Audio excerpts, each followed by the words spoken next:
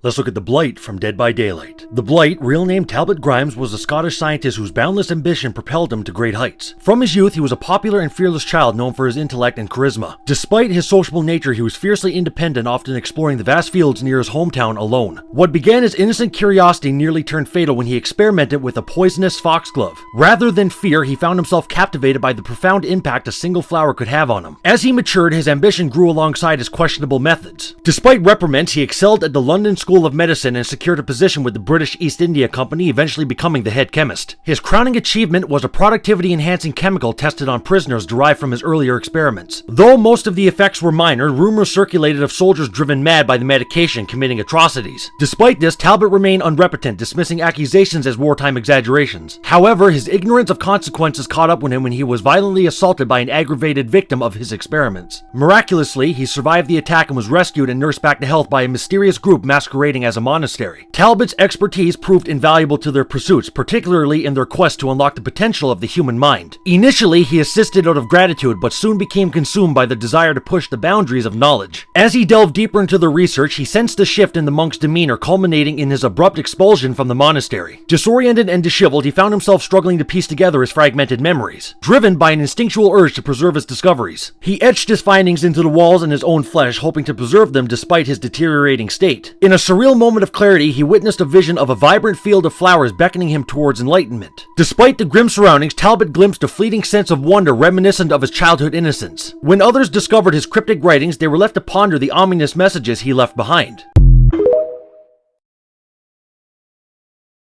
Let's look at the Huntress from Dead by Daylight. The Huntress, real name Anna, lived a solitary life with her mother in the northern woods. From the time Anna could walk, her mother started to teach her how to survive in harsh and dangerous conditions that came with living in such remote areas, requiring skills and resilience. When it became too late or cold for productive activities, Anna and her mother would take refuge in their house, a sturdy wood cabin built to withstand the harshest of conditions. There she would often rest in her mother's arms, surrounded by wooden toys and masks her mother crafted for her, and would drift off to sleep to the sound of lullabies and stories, completely unaware of the events that would transpire and change everything. During a particularly harsh winter, Anne and her mother found themselves running low on food, so in order to survive they needed to hunt big. They tracked a great elk through the woods that they knew would be a dangerous hunt, but the thought of running out of food during the winter was more frightening than any creature in the woods. But during their pursuit, the elk took notice of them and viciously charged at Anna. Frozen with fear, Anna was unable to move, and her mother jumped in front of the elk with her axe in hand and was impaled on the creature's antlers. She managed to take down the creature, but her body was broken and Anna was unable to move her or get help. In an attempt to comfort her, Anna's mother held her in her arms and hummed to her favorite lullaby. They stayed like that until Anna's mother grew quieter and quieter until Anna was alone in the silent forest. She eventually got up and made the long walk back to their cabin. Still a child, Anna knew just enough about hunting and gathering to survive, and over the course of time she learned how to become one with the wild and hunted squirrels, hares, minxes, and foxes, and as she got older and stronger began to hunt more dangerous animals such as wolves and bears. As she grew into an apex predator, her humanity became nothing more than a distant memory. Eventually Anna widened her territory and discovered her new favorite prey to hunt, humans. Unsuspecting travelers often fell to her hands, and she enjoyed collecting tools, clothing, and especially toys, but she could never bring herself to harm the little girls. Anna had desperately craved the closeness of a loved one and would often keep the little girls and raise them as her own. She would keep them locked within the cabin, fearing that if they escaped, they wouldn't be able to survive the harsh conditions. But unfortunately for Anna, she was incapable of raising a child, and they would always expire, which would plunge her deeper and deeper into sorrow and madness, and she always felt compelled to try again.